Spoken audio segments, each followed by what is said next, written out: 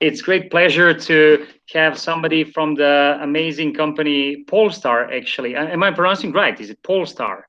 Yes, it's Polestar. Yeah, You're yeah. Thank definitely you. right. Yes. And it's great to hear. I mean, thank you, Niklas, also for joining us.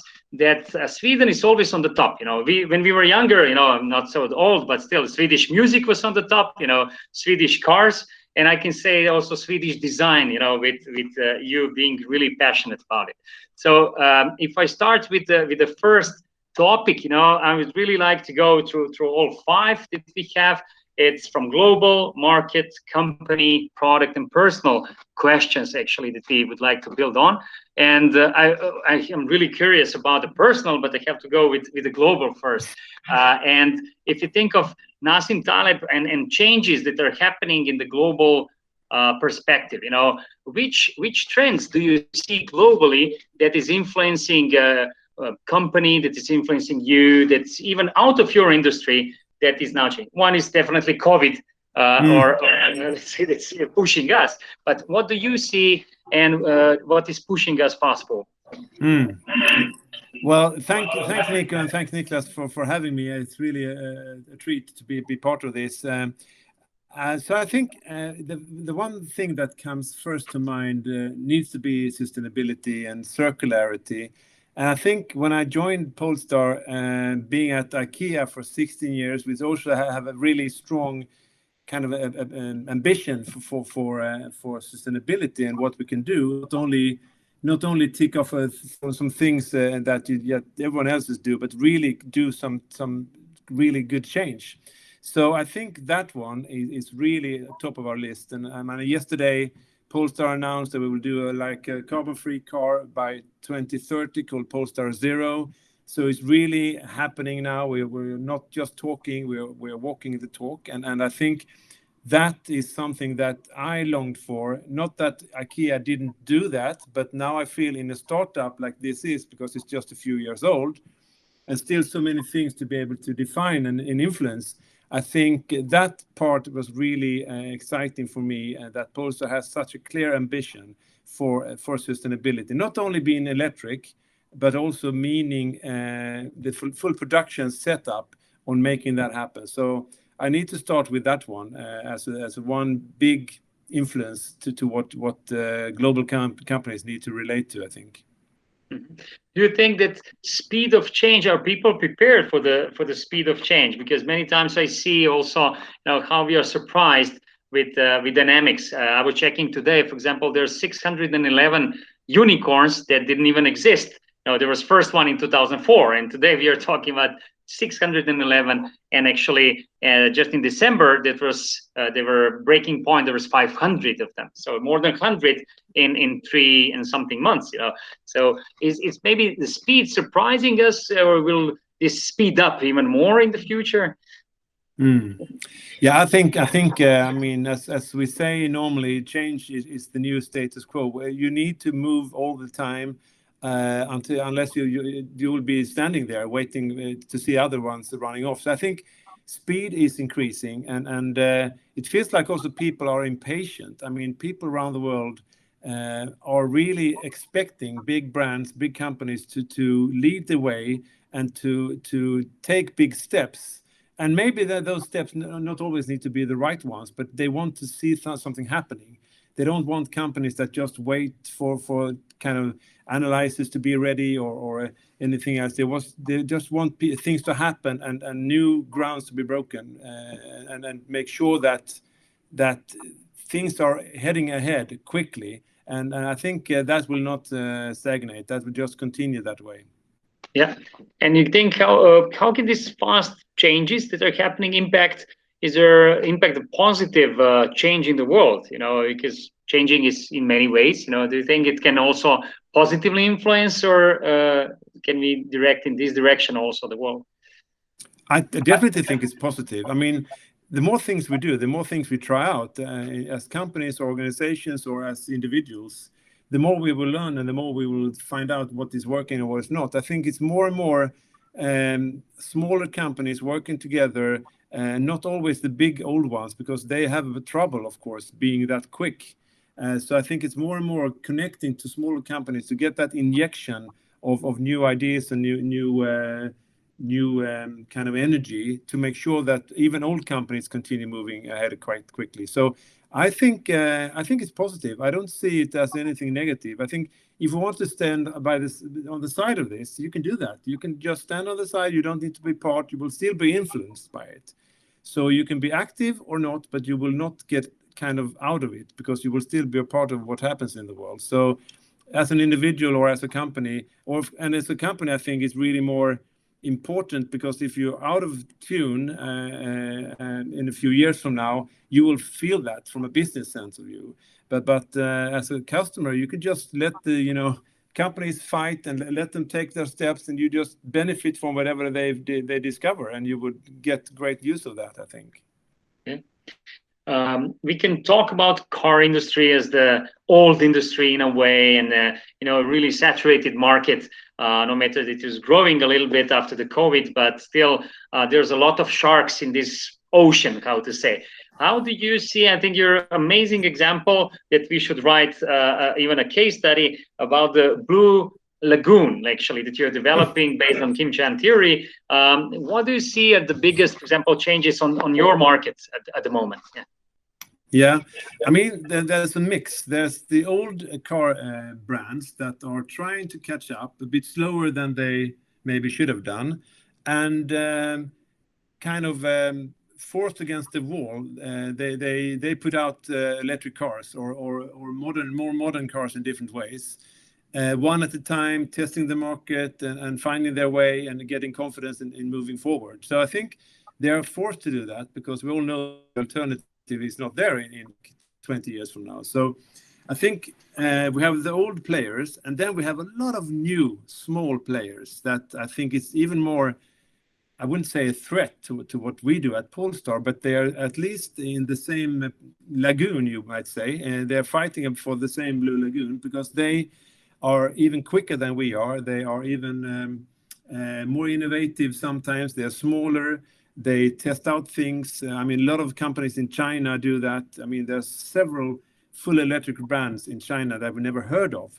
Yeah. They are doing really well, and some of them are going global as well. So I think there's a clear division between the old, stack of companies, car companies, and then the new ones where we are one part of that, even though we are a fruit of Volvo after 70 years in the industry. We're still standing on our own legs, and by that a bit quicker and more kind of fresh and new modern than what Volvo could be. But there are many more like us, and many smaller company like us. They're testing the boundaries, and they are finding new ways, and they're finding new business models.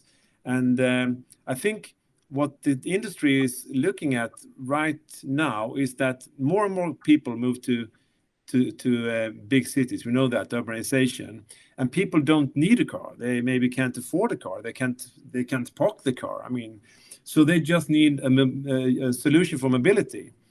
And more companies are trying to kind of meet that need with solutions for solving your mobility issues without having to own a car.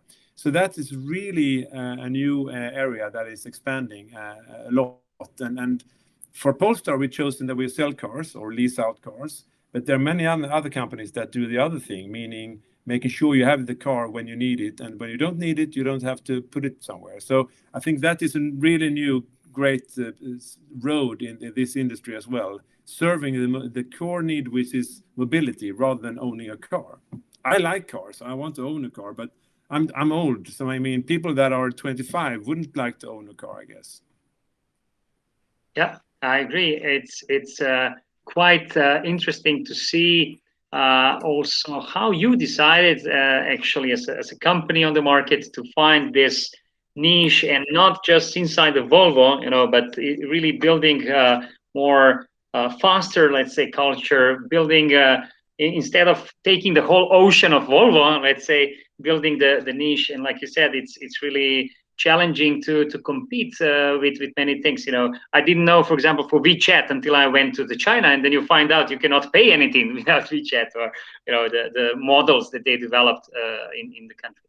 Okay, so moving. I have to say, sorry to interrupt, Nico, because it's interesting what you say about WeChat. I mean, so all the systems that we have for global, I mean, all this, the way we set up our company in order for us to be able to present our cars, present the brand, and sell the car eventually, will not work in China, because you need to adapt to WeChat, of course. So when you go there, they don't use our website. They don't. It's just like a source of information that no one ever goes to. But the information then gets kind of portioned into WeChat in the channel that Chinese actually use. Meaning you can have a full Polestar journey via WeChat in China, which is fantastic. And that's just one small proof of a big market, and how they can really steer the way a company set up the processes to make it happen. It's also on these markets we can see a lot of not only competition but really substitutes, like you mentioned. It's you're looking for solutions. For weekend we would like to go take with cabriolet or something on just going to work. We don't want to look for parking, for example. We need solution. There are electric bicycles that can go up to 70 kilometers per hour and go like 50 kilometers, so maybe I don't need a car even. They can be car sharing, rental cars, or Flixbus, that is allowing me to go longer distances and keep working, or fast trains in France. So a lot of substitutes in a way. Like I see also one friend of mine said, what is competition for gifts? He said, everything what I can buy on gas station that is wrapped. Because I'm always late for gifts. So what do you have wrapped that I can give for gifts? Competition and substitutes can be very, very different. So hopefully they have nice wrapped things, and maybe someday we will have even some cars wrapped on the gas stations that we can buy. Who knows? Probably, yeah. But about gas stations, I think in Sweden, I don't think we are that quick with that. I would expect us to be quicker, because all the infrastructure of how you fuel up a car already is there. The gas stations have their network across the country, and then of course we are a global company. I'm not so. Since I live in Sweden, this is what I kind of see and what I react upon.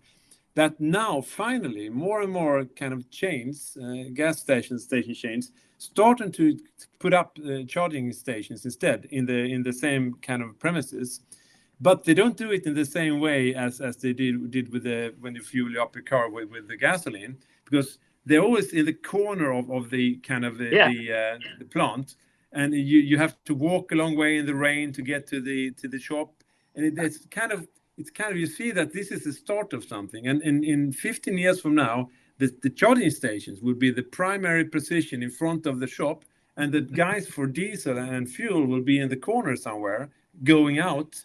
But that has not happened yet. But you can see the small steps of that big, heavy, expensive infrastructure changing, which is, I think it's quite amazing.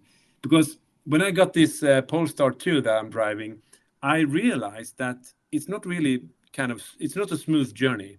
I mean, you have to have different cards, you have to have different accounts, you have to find your way, and you live with the range anxiety. Will I make it home today or not? When I need to find a charging station. So all that thing, all that structure that needs to support us as a brand is not really there. I don't think in any country, unless you're Tesla, because they started with that, which is a smart move, started with the infrastructure. So I think as a car company, it's quite bold to say Polestar is fully electric. It's about performance, it's about progressive, it's being pure, and that in itself is great, and the car is really manifesting that.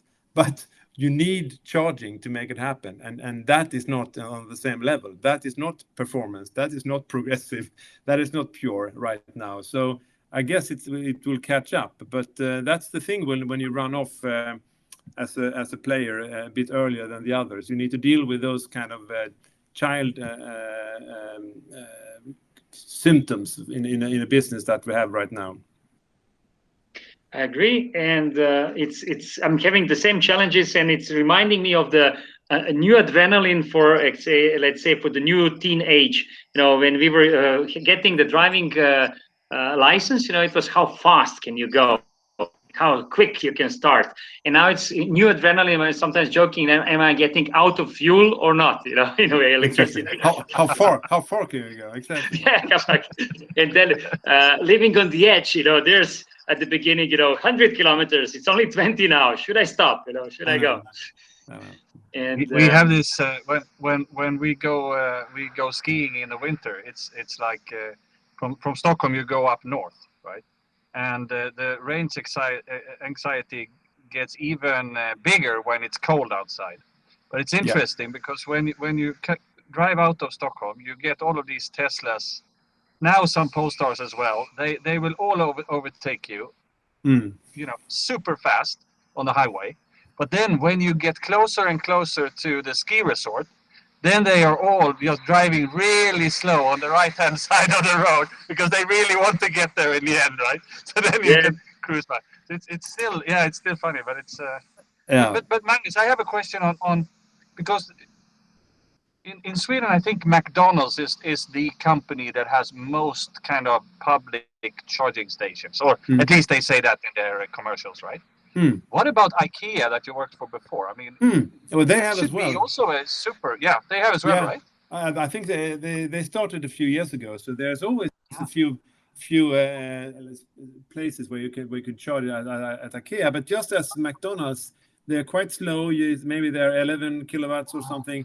So it will take you a few hours to just get to 50%, but it's still a good service. And IKEA was very quick on doing that many years ago. But it's not really enough. It's not enough spaces, and they're not quick enough to use for like a quick, 45 minutes of 60 minutes visit. Then you wouldn't get that much out of it, I think. Yeah, it's changing the whole lifestyle of people, how to say, in many ways. Yeah, but to touch also here, the speed of the company, let's say, how is it going? What and company, if you can, of course, share with us, what are the project that you're most proud of working in your company? And always challenging for me, is it this number one or number two that you launched? Okay, so what do you mean, project in general? Any project that we have? Any project that you're, Wow. Well, I mean, one thing is we're expanding a lot. We're building more spaces. I think we call our showroom spaces, and we have around 40 now, just above 40. And I think we're going to build at least as many this year as we had last year. So that's one thing. We are opening up in new countries as well, moving into Finland and Denmark in a couple of months. So things are happening.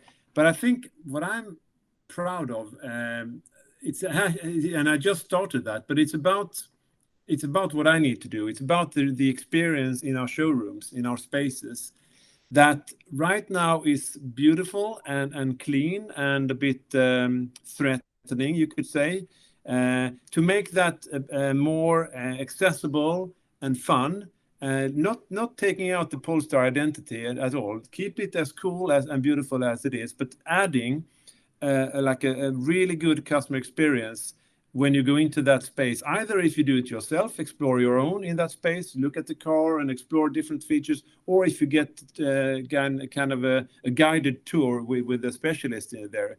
So I think that is what I'm thinking about day and night, and that is what excites me most. But I'm afraid you haven't been able to see anything of that because we just started to take some baby steps a few weeks ago. And it will not be obvious until maybe a month or two. But things will happen, and I'm really proud of making that beautiful space a bit more retail and commercial and warm and exciting for customers to visit, I think. Yeah. I remember my first experience in shopping center in that was Santa Monica, I believe, in California. That's 11 years ago, when we were not even talking about Tesla, maybe Elon Musk, on the paper. And they already had spaces in a way without cars. So at that moment, it was merchandising and explaining the concept. That was and I still have a hat, that I bought, because I said this will come. I like the name, at that time there was no cars 11 years ago. No. But how early they started actually testing experience in retail chain. How do we react? Do we enter? Where to put the car? Is it in the shopping center or is it outside shopping center? And there was no cars at that time, so it was just projecting, Yeah, I think they did a great job, and they had a clear strategy, and then they changed this clear strategy a couple of times, but still they were the pioneers in this sense, and I think it's really they've done really good. And we actually did the same. We opened up spaces last year without having cars in them as well, not for many months, but still, so the same logic applied to us actually. Yeah. And what would you, for example, if you have to speed up the company, what would you double down, let's say, in your company to speed? Since, like you said, there's startups in China, there's some companies or stock exchange, they're really quickly getting the capital, or valuations are crazy, expectations are huge, but you already have a product that's really on the market. So, but what would you, for example, double down in your company? Maybe why? Okay? Yeah, and maybe this sounds boring, but I mean, we just need to make sure that customers understand our brand, which is still super small when it comes to the other car brands. We need to build awareness and describe what we're standing for. That's one thing. On the other hand, we just need to sell more cars. I mean, we were selling cars and we have a good ambition for this year, but we need to get more cars out. We need to get more certified customers. We need to have more word of mouth of people saying that, Polestar is a really cool car and it's working really well. So I think, boring as it sounds, it's the traditional things that we need to make work, meaning getting known for us and what we stand for, and make sure that we sell the cars in a smooth and customer friendly and with a nice experience way in order to grow. Because if that doesn't happen, I'm not sure we'll get the same budget and fundings for next year. We just need to keep up the speed and prove our case that we have a great product and that people would like it. So we just need to keep on the hard work of making that happen, I think. Yeah. Maybe, I don't know, it's because I'm driving the Swedish. Yeah, go ahead. Yeah, Niklas. Yeah. I don't want to. I don't know. You drive that, but since Magnus, I know Magnus and his super deep retail experience and interest, and I don't know anyone that's Magnus will go into any shop, indifferently if he's interested in the product or not.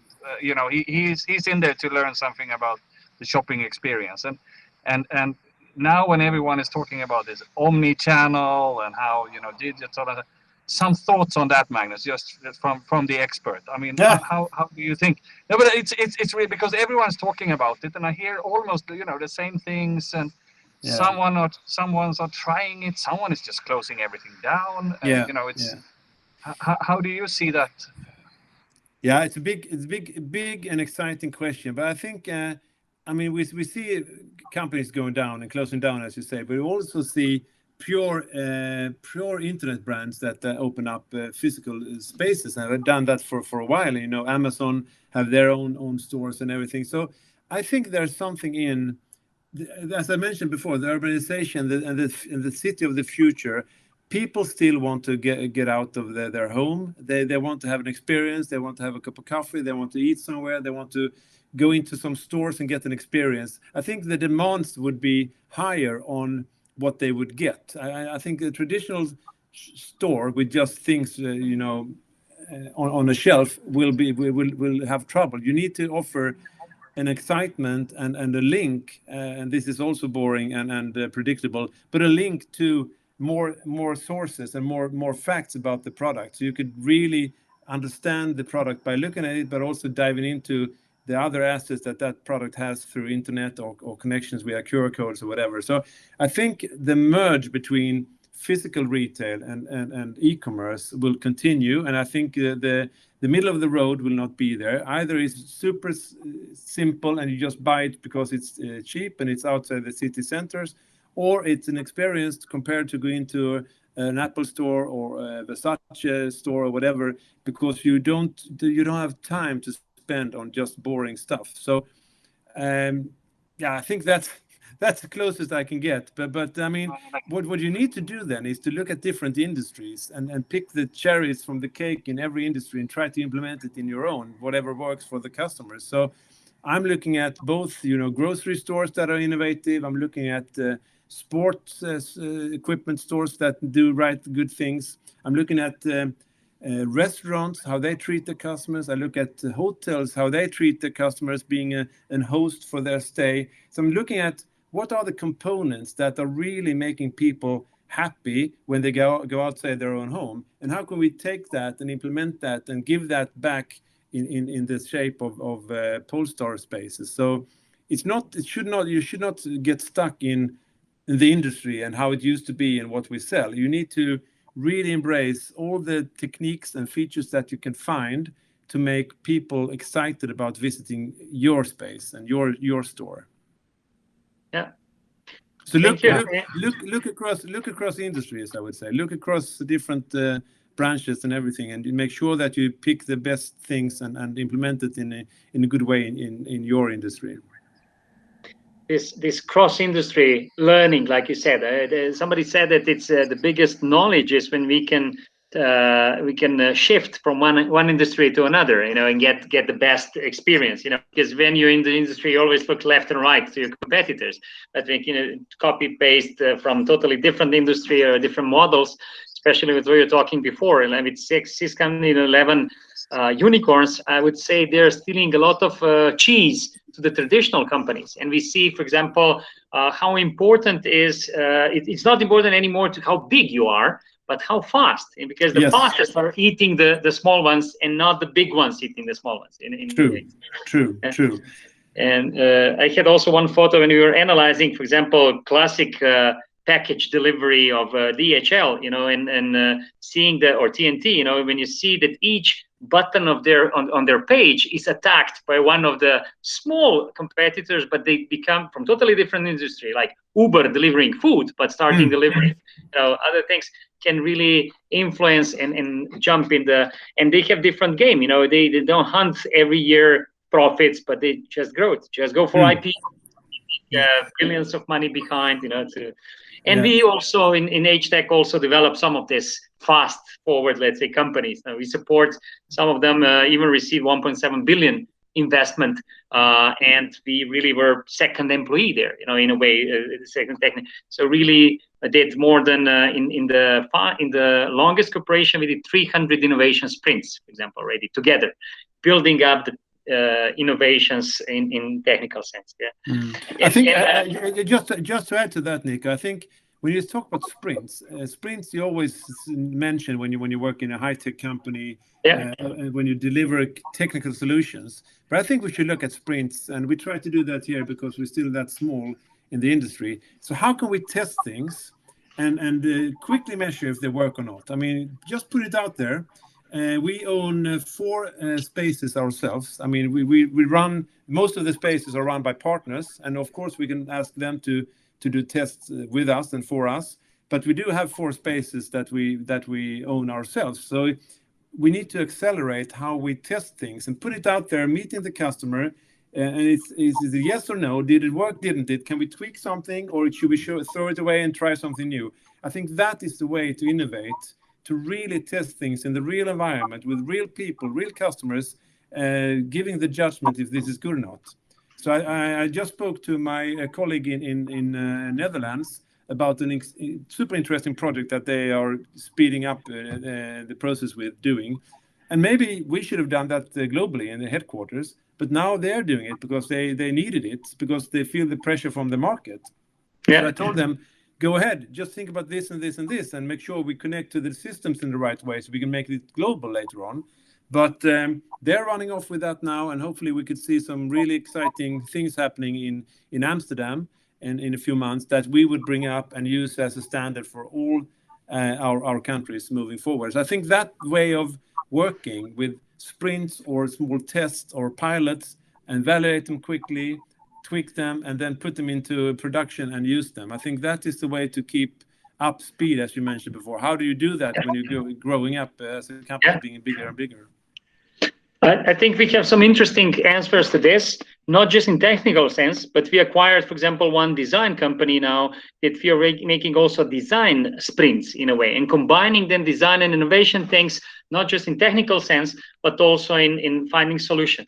And give you one simple example how we work also just between, we don't pay people by time, we pay them by adding value. So everything that we build is just, okay, what can we do, not today, but what are the 2 steps forward that we can do before you even think what you may need, So we always think 2 steps ahead, and it's giving us opportunity to think exactly what you do. We do 2 more sprints ahead that we can think, okay, what about this? What about that? It's not driving taxi from A to B. You order us and we deliver. But exactly this, how can we go faster together, and find opportunities? Sometimes they're not even existing when we start.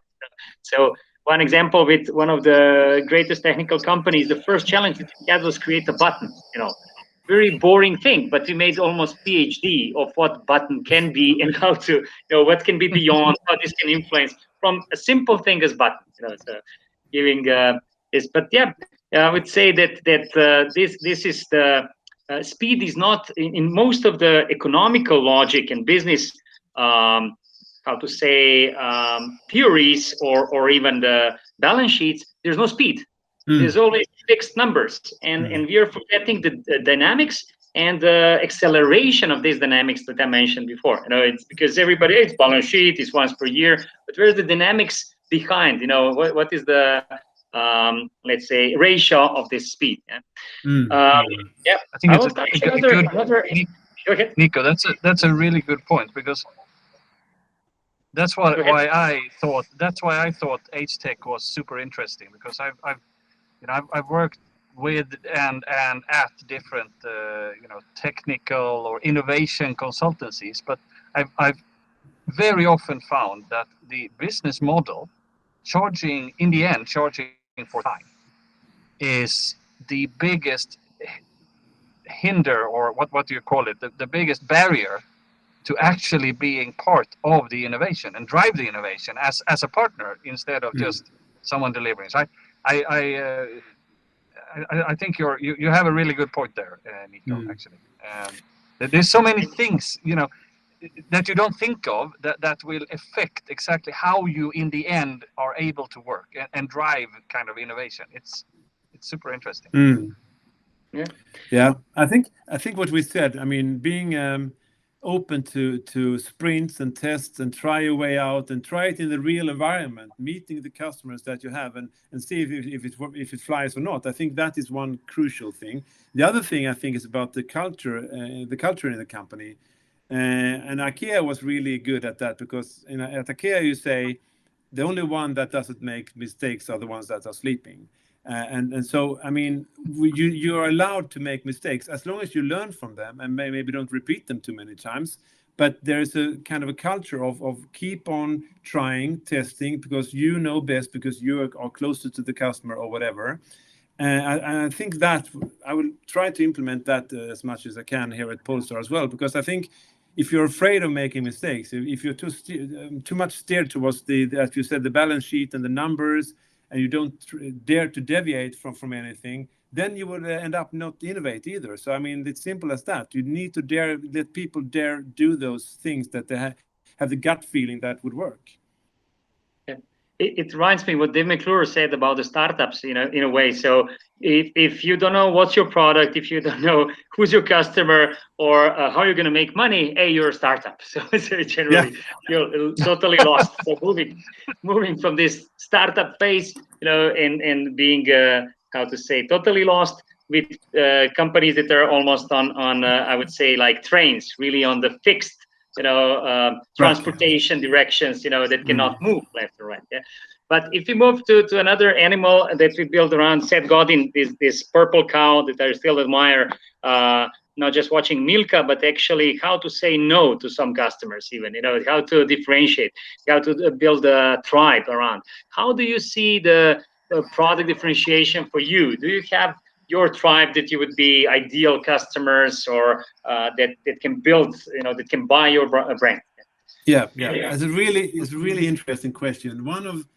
One of the biggest questions I had when I started was, what's our target group? Yeah. And it appears we don't have defined one. And that is, of course, troubling. When I'm a marketing person, I always think about, we need to be very focused on who we are aiming for.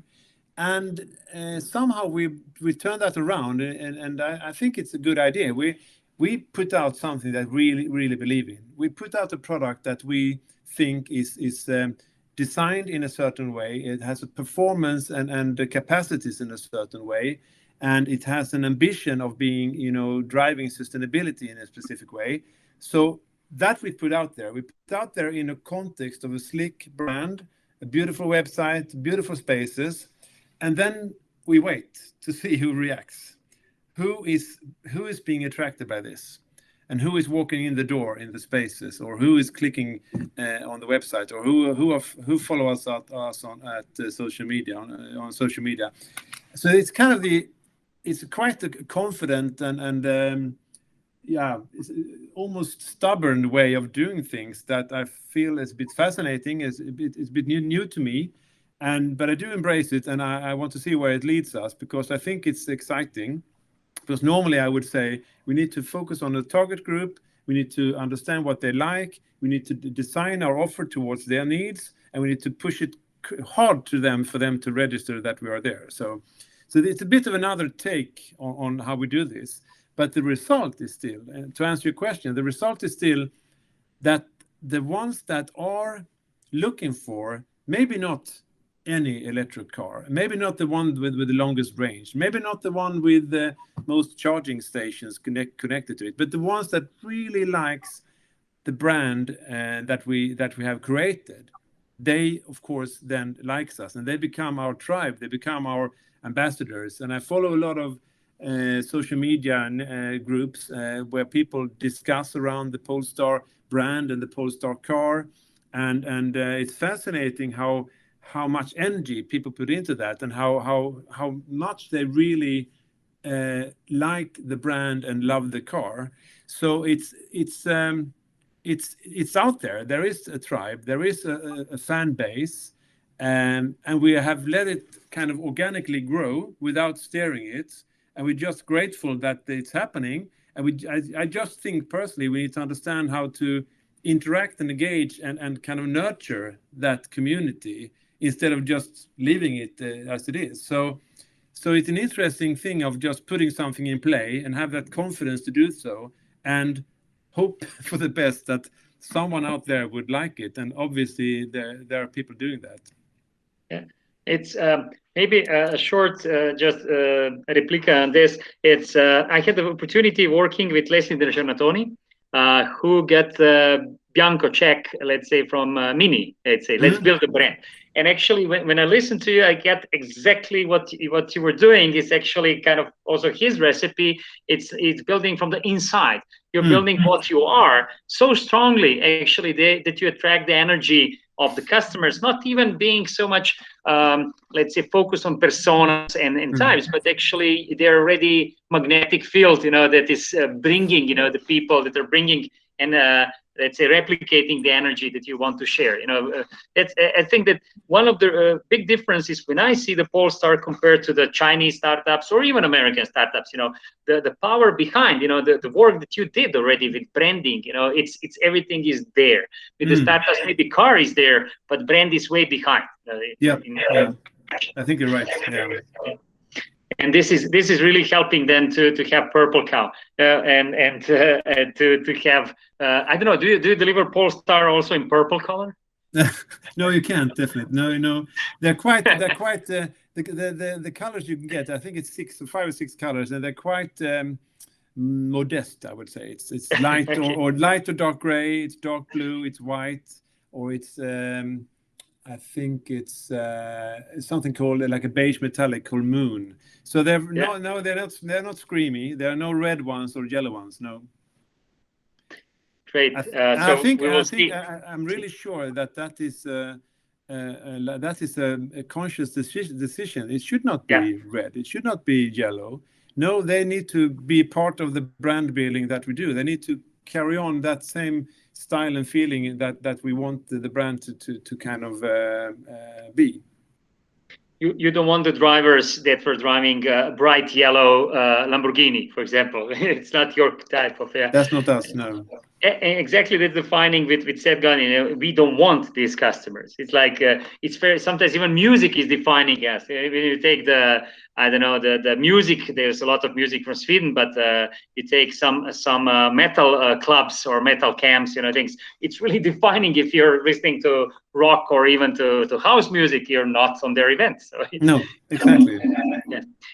Moving already to the last of the animals, to the fifth and the personal touch, the oldest theory that is, I think, really explaining a lot with this big data and social media. It's kind of butterfly wings, how the flap of the wings on one side can really make hurricanes on another.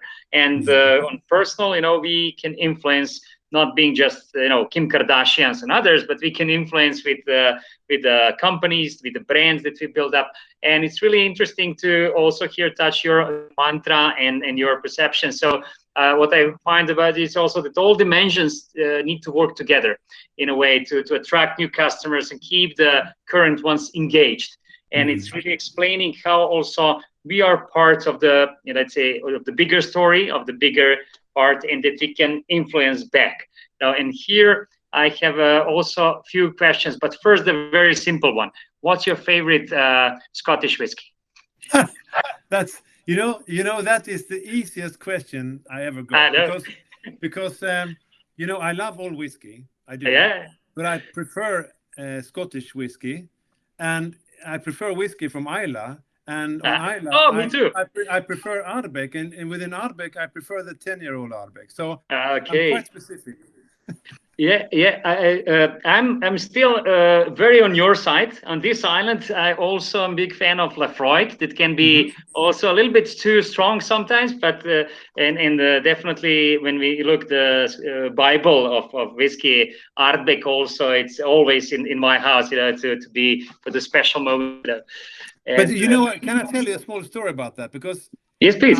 When I found out this taste of whiskey in the 90s, it was actually Lagavulin that I loved. Yeah. Yes. But I really liked it. This was the best whiskey I've ever been drinking. So, but I was thinking, okay, but Lagavulin was part of the 6 classic malts. So I felt this will be promoted in every bar in the world as 6 classic malts, where one will be Lagavulin and the other 5 would be other districts from Scotland. And I told myself, do I want to drink a whiskey that is being that exposed? Do I feel different then? Probably not. So I tried to find a whiskey from Islay that tasted as Lagavulin, but was not the Lagavulin. And that's how I found Ardbeg. Yeah. I have also interesting story. I was locked on one airport for all day, and I find actually the whiskey shop and the Bible, and I had all day of learning, and I hardly find my plane on time. So after finishing this, but it was start of the long many years also love to whiskey. So we can share that in one day. Yeah, I love to do that. And are you a member of the Ardbeg committee then? No, I have one of them, but I didn't took all the ones from all the bottles, Yeah, because there's like a fan club or yes, that is your Ardbeg committee that you get the kind of corner of the foods, let's say, of the land. But I've been a part of that for many years. I don't get that. I mean, I think it's a kind of what do you say? Single-minded relationship, because I love them, but I don't feel they love me as much back. I would love to have, because you used to get small brown letters from Scotland, from the Ardbeg committee, telling you some news about something, or with a small giveaway or something. I haven't got that for years, so I want them to understand that I love them still, even though they treat me as shit. So maybe we will get a Polestar committee on the Polestar, where we can have our foot of the land once we discover the Polestar. Could be. That's a good idea, actually.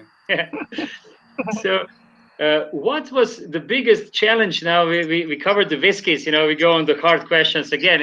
What was the biggest challenge that you faced in your career now as marketeer, branding, creative person, close to design, and how did you handle it? What was the biggest challenge that you see so far? Yeah. Good question. Maybe there's a few. One was definitely when I worked at IKEA for 16 years, and maybe 12 of them I was working with CRM and trying to establish CRM and loyalty as a tool for IKEA to be more efficient and deliver a higher customer satisfaction, but also to earn more money. And IKEA being a production-oriented mass marketing company, that was really hard. It was really hard to whoever you talk to about CRM, meaning that you have to divide people into different groups and to treat them differently. That was so against the culture of IKEA, where you should treat everyone exactly the same. And so I think that struggle, I struggled for more than a decade. And then we came to a point where I think we succeeded in some ways. And now I left, and now I know they're continuing even more in that area. But I think that was because that was a struggle that was really both my personal and my job challenge to get this to work, because this is why I'm here. I need to get this kind of understanding of why it's smarter to treat people more relevantly than not doing that. And it was totally hard, totally impossible in IKEA 10, 15 years ago to do that. So that, I think, was a main struggle. And the way I dealt with that was just to try to, convince more and more people in my surroundings, make sure that we tested things and got really good results, showing that this method works and we get more out of it and the customers get more happy. So more and more facts, so people can't really hide anymore, because when you have too many facts and too many sharp arguments, people just have to give up. But it takes a lot from you to make that happen, and you need to put in all your energy to make that work, because otherwise you would be run over by the kind of the culture and the way that we've done things in this company since we started things. So I'm sure that was one of the biggest ones, I think.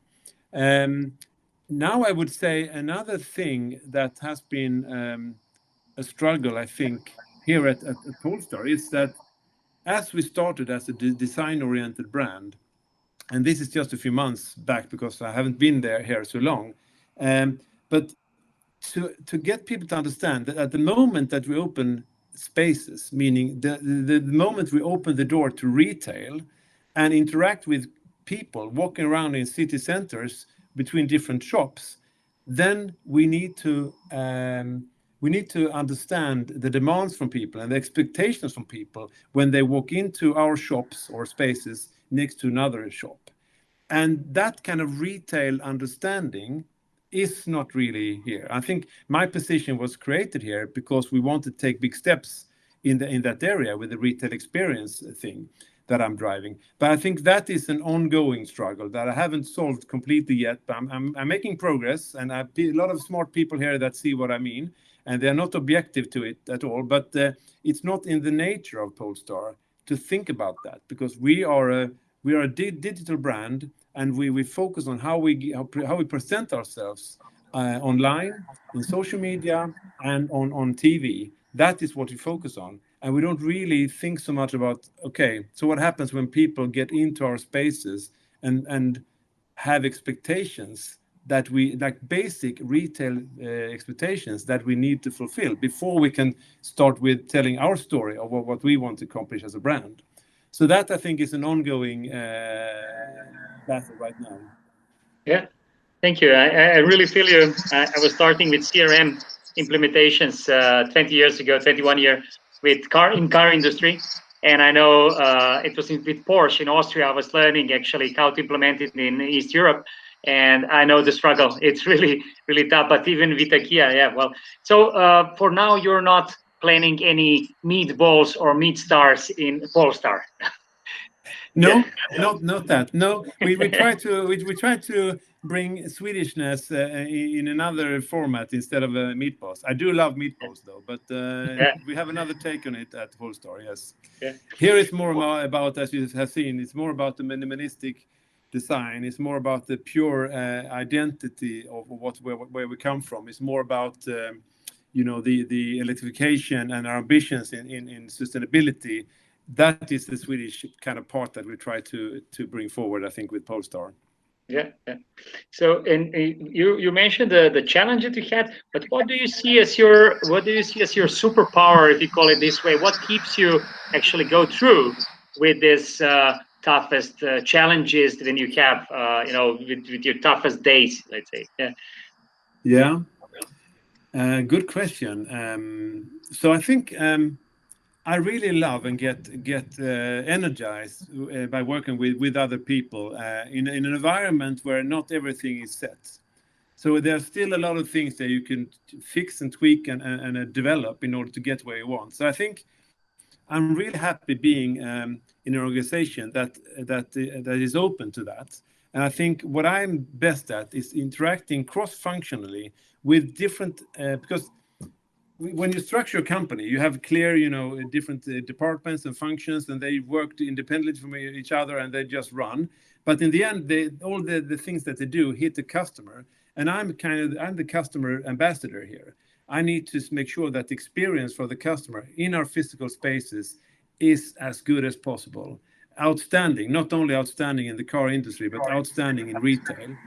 So what I need to do then, and what I'm good at, is to interact with others, smart people that are running in their tracks towards their goals, to make sure that we work together and they understand my picture. And then I usually say that not only think about what I want to do and support me in doing so, but I really try to see how can what I do support them as well. So by working together, it's a win-win situation. So if I get to where I want, you can actually over there get to where you want as well. And in the end, the customer would get a better experience. So I think my super power is to really work across the organization to make sure that we have the common goal and that we work in the same direction when regards to what I'm put here for. So that I think is the best answer.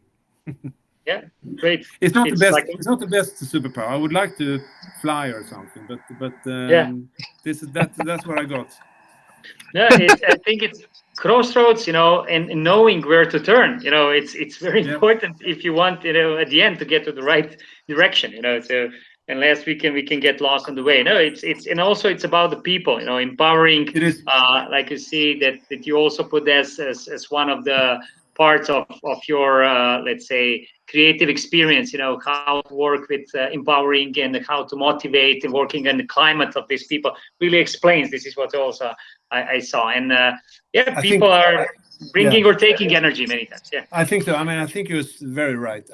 It's simple as that and maybe boring, but it's about people. It's about making people get energized by things that you initiate, and by that working in the same direction and get people to succeed together. I think it's a company that has functions of people like isolated islands cannot succeed, because you will never get the power that you get when you get people seeing the same ambition and working and putting their hearts and minds into something. So I think that is really important. And then as a person, you need to be able to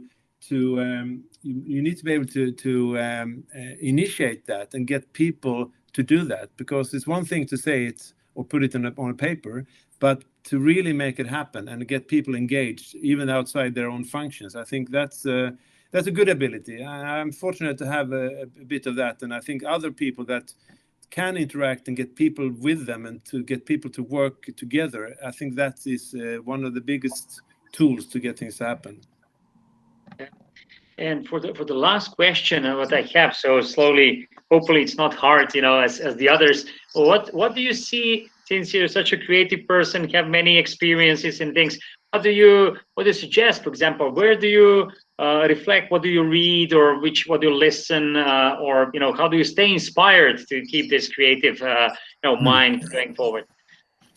Yeah, you know what? I think it's a mix between being my age, a bit over 50, and still doing things like trying to go to provocative theater shows and trying to listen to maybe new music and trying to explore the world, being my age, but also trying to squeeze myself into the younger generation. And I have a son who is 17. He's not, or 16, he's 16 already, only, but he is not too fond of what I listen to or what I think is cool.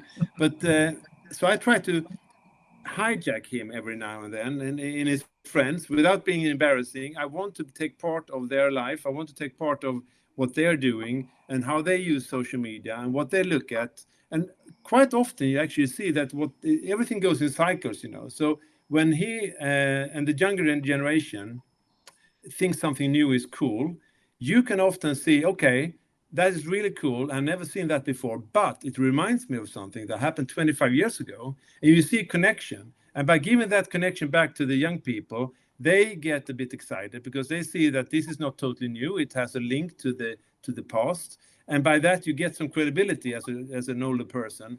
So I think staying safe where you are and being as open as you can and listen, you go to different kind of cultural events to really keep open and creative, but also try to force yourself into areas where you normally would not be part of, and try to understand what they are driven from and how you can benefit from that, and also linking to history, as I said, see how times kind of come over and over again, and cycles support you in understanding why different trends reoccur over time. So open-minded in the different ways, I think, both where you are and where you are not supposed to be. Yeah, it's challenging yourself in a way in different possible things. Yeah, and going. It's sometimes pushing us out of comfort zone in a way to go beyond what we are used to, and like we see the muscles and also our minds are adapting to when we stretch in direction. Yeah. As well, I mean, as well as staying where you are, doing both things, both exploring and digging where you are, but also challenging yourself, as you said. And then, I mean, lately, I got so curious about Apple all of a sudden. So last weekend, I actually watched 2 Steve Jobs films. The one called Jobs and the one called Steve Jobs. And then I read the Steve Jobs book again, just to kind of get a refresher of what was he thinking and how did he succeed and why did they not succeed and what kind of learnings can I take from that. So I think going back to things that you maybe have experienced before, but kind of refreshing them and put them in a new light and use them again, I think that's a good tool as well. Yeah. A lot to talk about this, and it would be a pleasure with you. I know I'm taking a lot of your time, but I hope we find some good whiskey, to discuss further, one day. And it's for the last, maybe just suggestion. Do you nominate? You mentioned a few companies, and would you nominate somebody, some leader that you would like to hear us also to join on FastForward, and then share with you? Is there some company or person that you would, let's say, would like to hear? Yeah. Wow, interesting. I would like to dive into other industries to learn about their innovation and how they drive things forward. So I'm thinking about, I don't know, Petter Stordalen, who runs different hotels in Norway, in Sweden, and abroad. I mean, that would be a really interesting guy to understand how he looks at that industry and that business that is quite traditional. How he wants to kind of refresh that and put it in a new context in today's world. And then another one I would like to listen to is an old friend from the fashion industry where I worked a long time ago. He started up a company. His name is Lasse Karlsson. He started up Monkey and Ship Monday, really cool fashion brands and denim brands. He lives in Seattle now. I haven't met him for many years, so it would be really good to listen to him and his kind of explanation of being innovative and starting new companies and looking at an old industry, but reshaping it and put it in a new concept or package and relaunching it to new kind of target group to make it successful again. So it would also be super interesting to listen to, or someone else in that kind of area within fashion, I think, because fashion is really running quick, and they need to find their ways of either be smart, sustainable, and affordable, or being super expensive and exclusive. I think both are interesting. That's great overview. You know how the different industries can really help us to learn from. We'll let you know. We'll contact them, say they're nominated, and let you know the details. With this, I would like to thank you again, Magnus, just for this recording part. We are stopping the recording, and we can do the closing also.